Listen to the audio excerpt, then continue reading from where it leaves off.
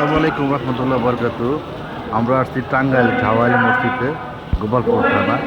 আমরা এখানে যে অজু করতেছে আমার বন্ধু, এই যে আমরা আসছি, দেখেন 201 গম্বুজ মসজিদ সারা বাংলাদেশের নাম করেছেন আমাদের রফিক সাহেব, গোপালপুরের মুক্তিযোদ্ধা।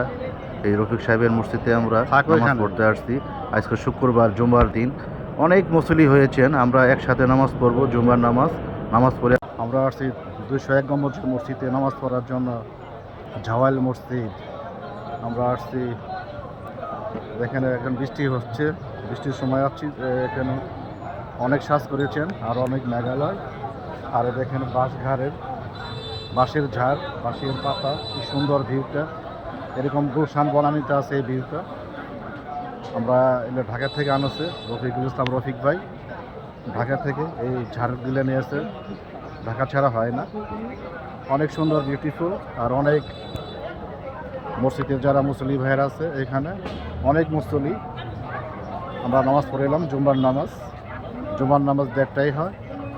এখন গুড়ি বৃষ্টি হচ্ছে। এই যে আমরা ঘোরায় দেখলাম আপনার করে, এখানে একটা মার্কেট তৈরি হচ্ছে।